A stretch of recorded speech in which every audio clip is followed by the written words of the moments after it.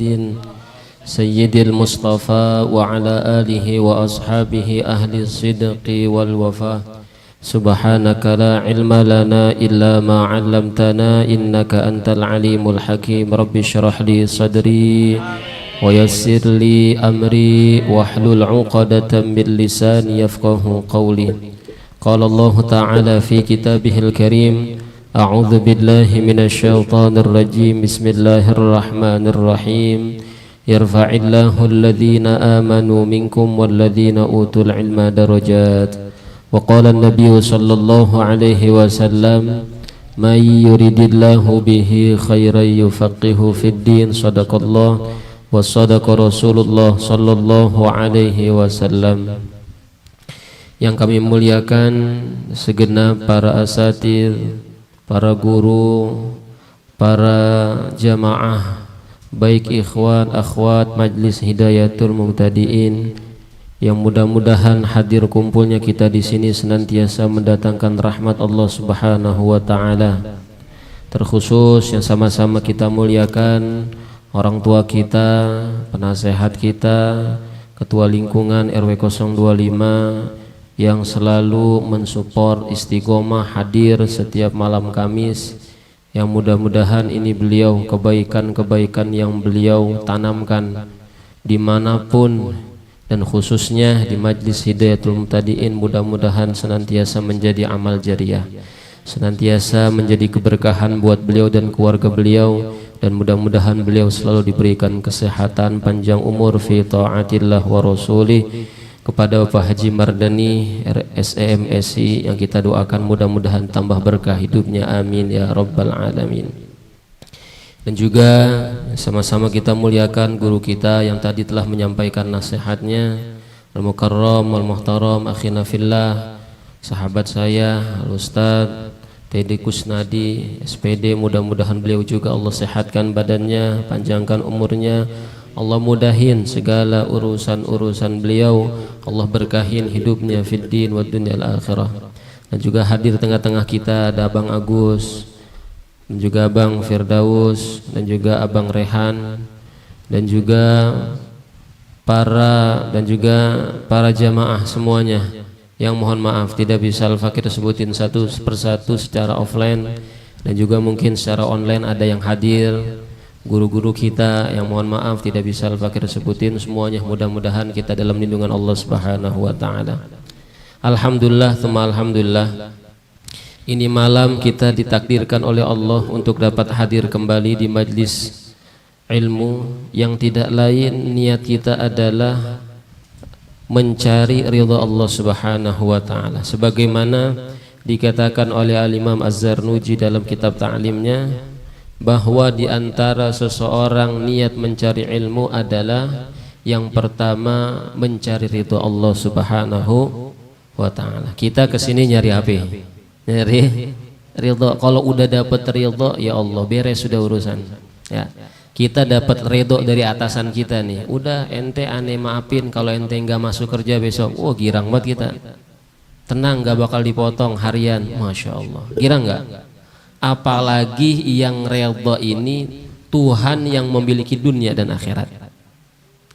Kalau beliau sudah redha, ya, kalau Allah sudah redha kepada kita, maka insya Allah pasti dunia kita diberikan keberkahan, akhirat kita juga diberikan keberkahan. Kan orang hidup simpel, dia hidup di dunia pengen bahagia, akhirat pengen bahagia.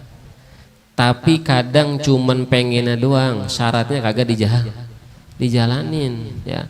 Padahal syarat seseorang ingin menggapai kebahagiaan dunia itu diantaranya jangan pernah jauh-jauh dari majlis ilmu, jangan pernah jauh-jauh dari orang-orang yang berilmu, jangan pernah jauh-jauh dari orang-orang tua kita yang dekat kepada Allah. Insya Allah kalau semisal kita dekat dengan mereka, kehidupan yang kita jalani senantiasa diberikan keberkahan oleh Allah Subhanahu wa taala. Yang kedua adalah tujuan kita ngaji itu selain kita mencari ridha Allah, kita menghilangkan kebodohan. Wa izalatul jahli an nafsi, menghilangkan kebodohan dalam diri kita. Sungguh kita ini terlahir dalam keadaan nggak tahu, ya.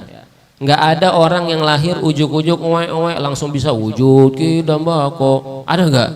Bocah lahir nih masih pada basah, masih pada merah, ya tiba-tiba wujud kidambako mukhalafa. Ada nggak begitu? Lah kagak. Ya semuanya proses. Artinya orang lahir dalam keadaan tidak tahu, ketika dia mengaji maka akan tahu kalau semisal ibadah yang dikerjakan itu ada yang kurang. Nuntut ilmu menyempurnakan ibadah. Pahala gak? Pahala. Ya, maka dari itu nuntut ilmu ini saking mulianya tuh, kata Rasulullah SAW bilang kepada Ibnu Mas'ud, ya, qala Rasulullah SAW li Ibnu Mas'ud, ya Ibnu Mas'ud, wahai Ibnu Mas'ud, ya, julusuka sa'atan fi majlisil ilm, dudukmu sesaat di majlis ilmu, la tamassu qalaman, meskipun engkau enggak bawa pulpen, wala taktubu harfan, meskipun engkau tidak menulis satu huruf yang disampaikan gurumu, khairun laka, itu lebih baik daripadamu, min itki alfi raqabah, daripada memerdekakan 1000 budak. 1000 budak waktu itu pahalanya luar biasa. Jangankan 1000, 1 budak yang kita merdekakan itu luar biasa pahalanya. Kita cuman disuruh duduk doang, julusuk. Kita cuman disuruh duduk doang, mendengarkan nasihat-nasihat yang disampaikan guru kita. Nggak usah kita nulis, ya kan? Kita nggak bawa pulpen, kagak nulis tuh. Cuman dengerin doang, baru dengerin. Jiping. Itu pahalanya sama seperti halnya memerdekakan 1000 budak.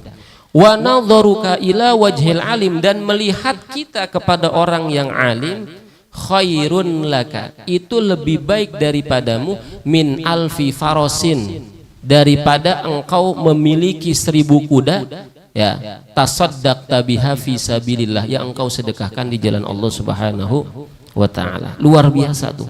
Fadilah orang yang nuntut ilmu nggak kaleng-kaleng.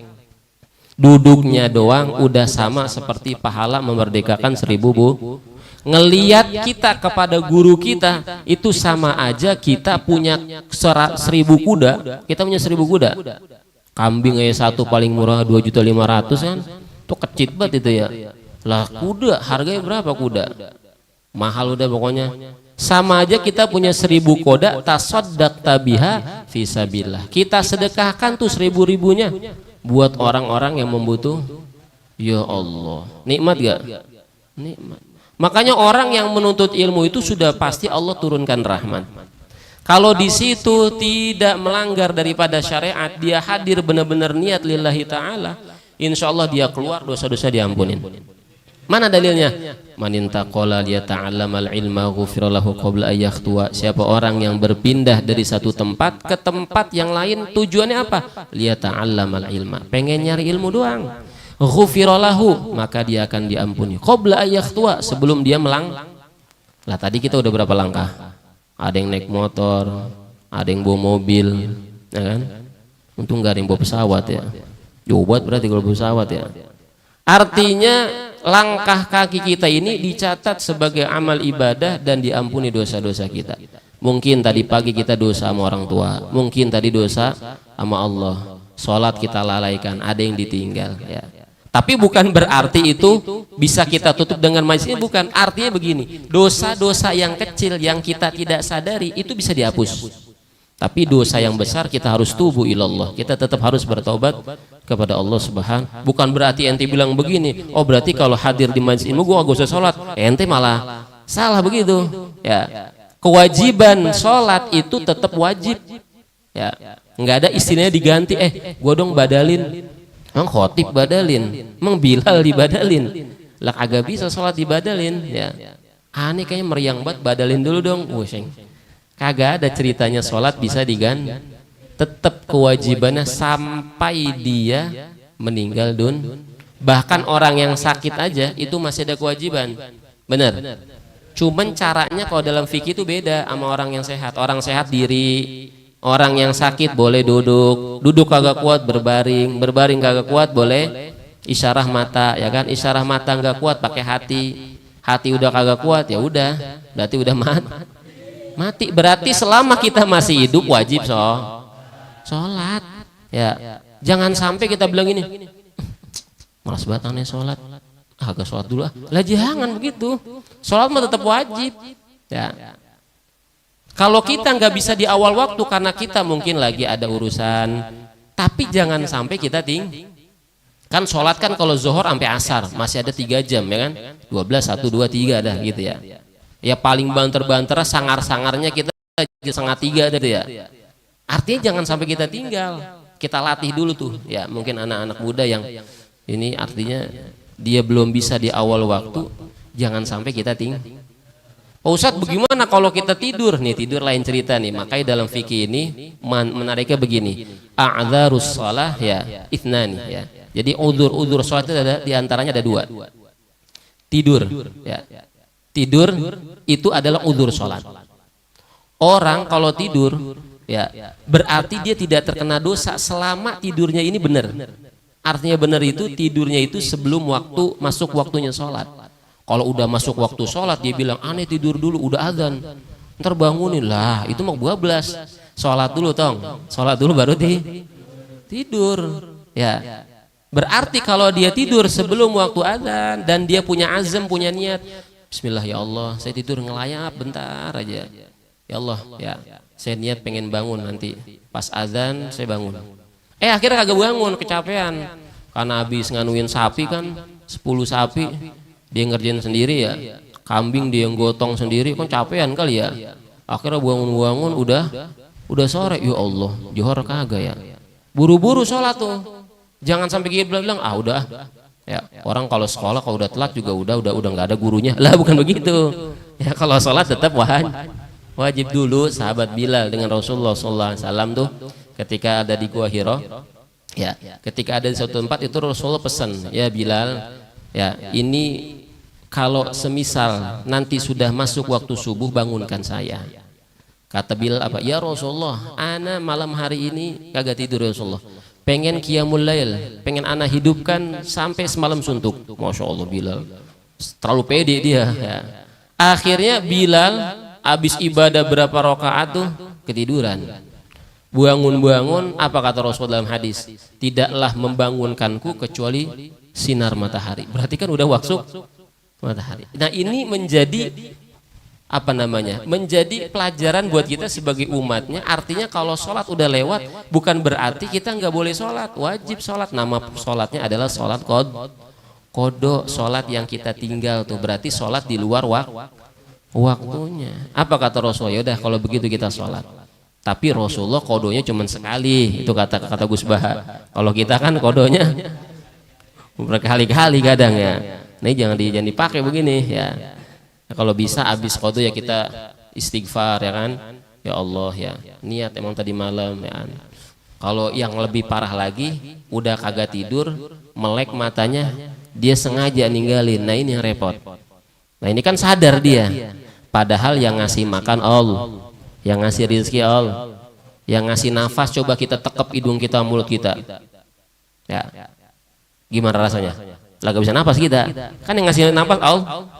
Nah kalau kita kagak ngelaksanain perintah apa yang diperintahkan Allah, berarti sama aja kita ya kita durhaka kepada Allah. Semisal Allah bilangin ya udah kalau ente ya kagak pengen sholat, sekarang balikin nikmat-nikmat yang aku berikan. Semisal nih kita sebagai manusia nih ya kan, coba bagaimana rasanya? Lah hilang semua, hidung hilang, mata hilang ya kan. Ya Allah, itulah rahmat Allah Subhanahu wa ta'ala kepada hambanya. Sekalipun dia kagak sholat, sekalipun dia kafir, ya selama dia masih di dunia, kalau dia masih mau taubat kembali kepada Allah Subhanahu wa ta'ala, ya dia tasyahud atau dia syahadat bagi orang yang kafir masuk ke dalam Islam, senantiasa itu dosa-dosa yang pernah dia lakukan digugurkan karena dia sudah masuk ke dalam Islam. Apalagi kita yang Islam. Kalau kita niat aja kita pengen ya Allah, aneh udah cukup ya Allah, aneh pengen kembali kepadamu ya Allah, pengen benerin sholat, pengen benerin ngaji, insya Allah Allah berikan kemudahan, mudah-mudahan ya. Sebelum kita mulai dikit doang, gak banyak.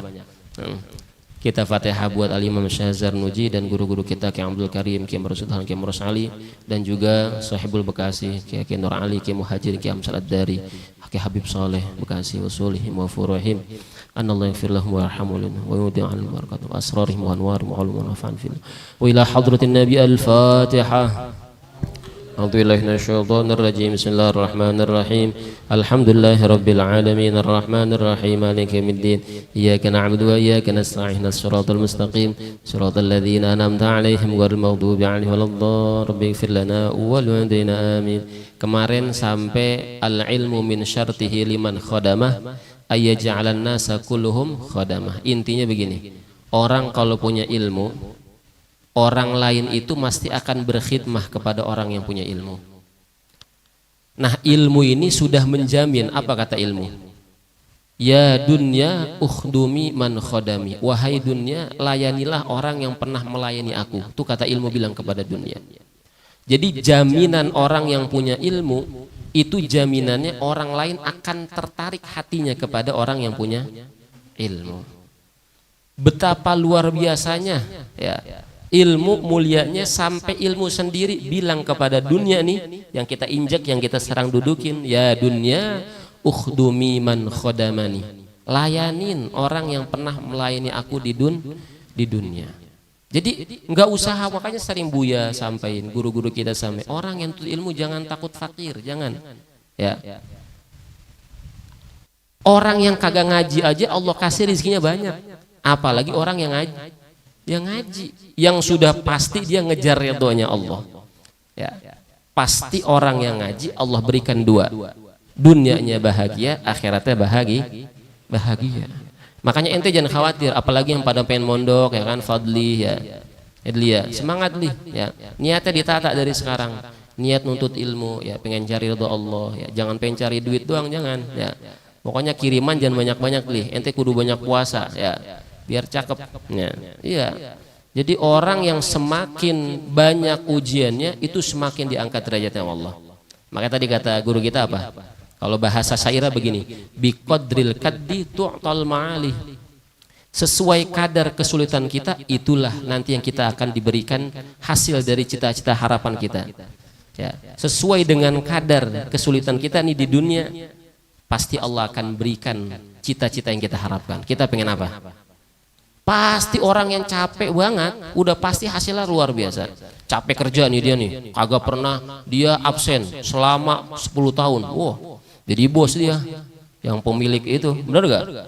Terus dia ngaji nih nggak pernah bolong. Lihat coba Ali Baros sama gurunya Habib Umar, Sahib Rotib Alatos, gimana?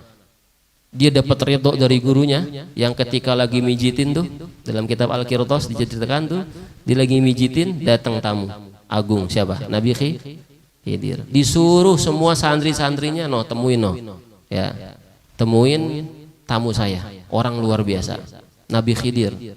Cuman satu yang kagak pengen beranjak dari gurunya, siapa? Ali Bah. Makanya kalau kita Fatihah kepada Ali Baros tuh kan, setiap kita baca Ratib Atos yang kita Fatihain selain daripada Sahib Ratib Al-Atos, Al-Habib Umar bin Abdurrahman Al-Atos wa Syekh Ali bin Abdillah Ibah, itu beliau ta'zimnya sama guru, wah luar biasa. Udah top, udah paling top. Ketika ditanya, ya Ali Baros, kenapa ente kagak beranjak dari tempat bersama aneh? Kenapa ente nggak temuin itu? Apa namanya? Tamu aneh. Apa kata beliau? Tamu yang agung, sebegitu agung, itu aja datang kepada engkau. Berarti derajatmu di sisi Allah luar biasa. Masya Allah. Apa kata beliau gurunya? Siapa yang membaca rotibku tidak menyebut nama muridku Ali Baros, aku nggak terima. Masya Allah. Itu kalau murid udah diakuin begitu, berarti kan murid yang udah totalitas sama guru, bukan kaleng-kaleng, tapi jarang. Ya, dari beribu-ribu yang mondok atau yang ngaji, pasti itu ada satu atau dua atau tiga. Enggak semuanya. Bukan berarti guru tuh doain, pasti punya yang level-level taatnya, level-level baktinya atau level-level ta'zim sama guru itu beda-beda. Ada yang cuma ngambil ilmunya doang, benar. Ada yang dia memperhatikan berkaitan dengan guru. Sebagaimana pernah diceritakan dalam kitab ta'lim tuh, ada seorang santri yang ngaji, akhirnya di salah tempat di tempat ngaji itu dia berdiri. Teman-temannya semua marah, ente bagaimana sih guru lagi ngaji, ente nggak ngormatin. Apa kata dia? Saya bukan nggak ngormatin, saya melihat anak guru saya ada di tengah jalan. Kalau saya kagak berdiri kagak kelihatan, makanya saya buru-buru berdiri, takut ketabrak motor. Masya Allah.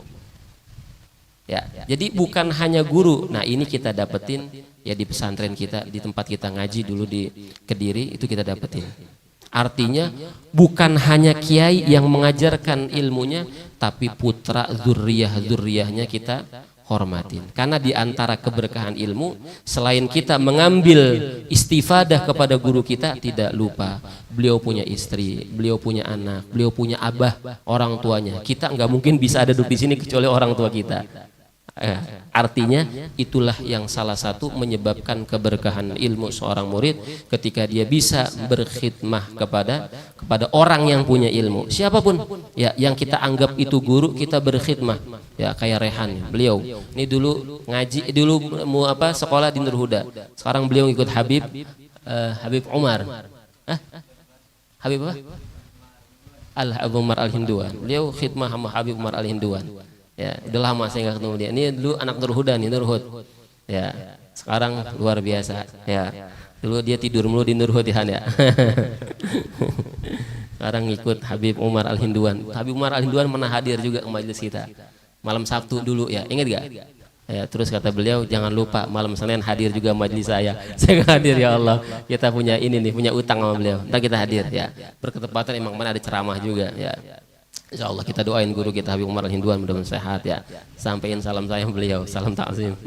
Artinya ya, kita kalau pengen berkah ilmu, berkah dunia, berkah akhirat kita, jangan lupa dua nih, orang tua dan guru. Orang tua yang ngelahirin kita susah payah, biayain kita, ngedidik kita. Guru yang susah payah memperhatikan agama kita. Makanya guru itu disebut bapak, benar gak? Bapak dalam urusan apa? Bapak itu, ente boleh panggil bapak, bapakku gitu. Tapi bapak dalam urusan agama yang nuntun kita tuh guru, bapak dia. Jangan muntang-muntang, tapi jangan minta duit sama bapak guru, jangan. Bapak guru bagi duit jangan, sama bapak ente, ya. Nah, jadi guru juga adalah orang tua kita, tapi dalam urusan agama. Ini ada satu syair nih menarik nih. Tadi memperkuat omongan beliau nih. Ada sebuah syair begini, usika fi nadhmil kalam bi khamsah. Aku mau berwasiat kepada kalian, kalau pengen ucapanmu diterima orang ada 5 syaratnya. In kunta lil musis syafiq mutian.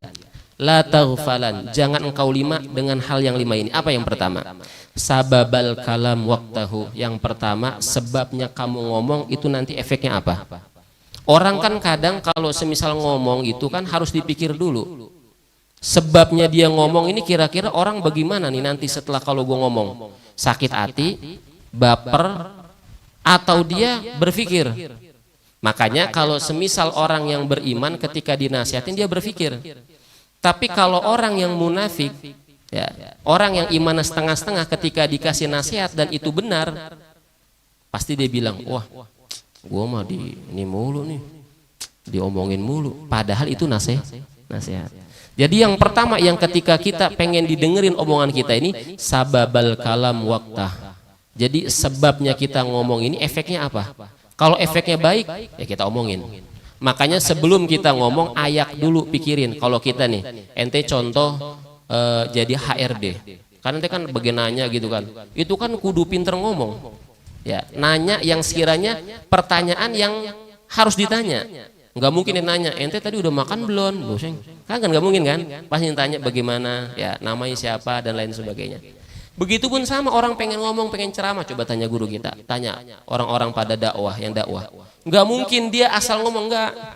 Pasti udah dikonsep, ada beberapa hadis, beberapa Quran yang dia konsep.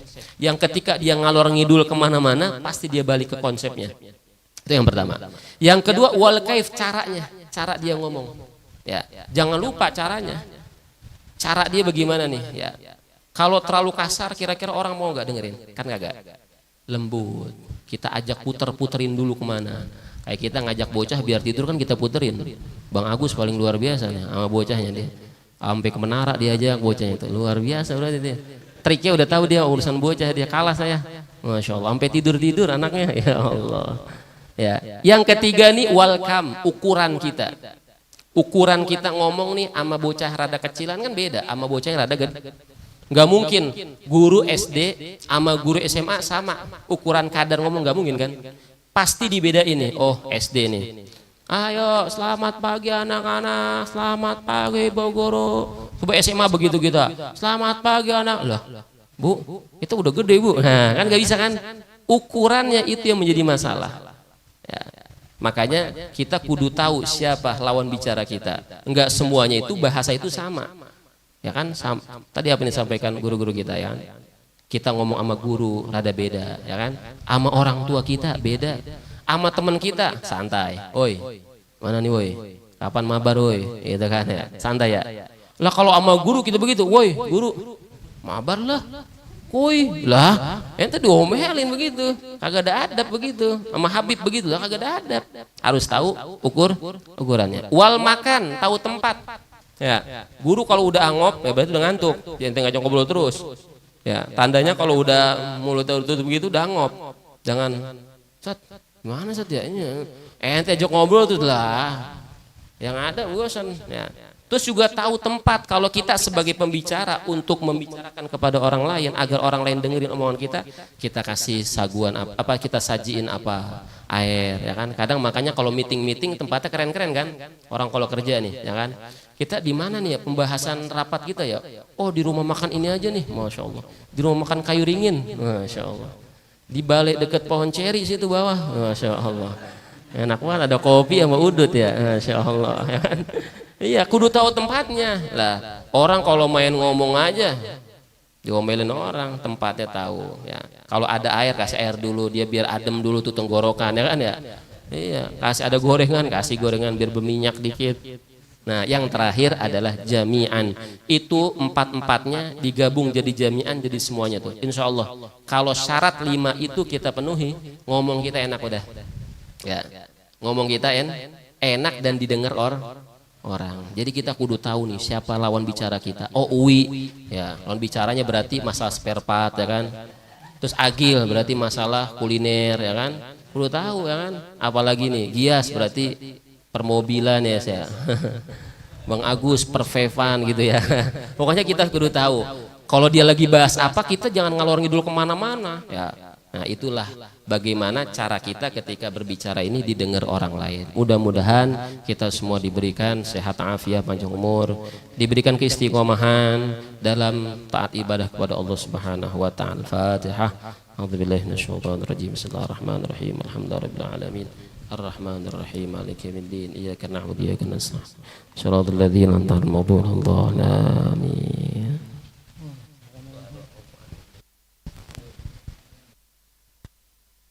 Wa anda ya karim, wa anda ya karim, wa anda ya karim bi rahmatika ya arhamar rahimin.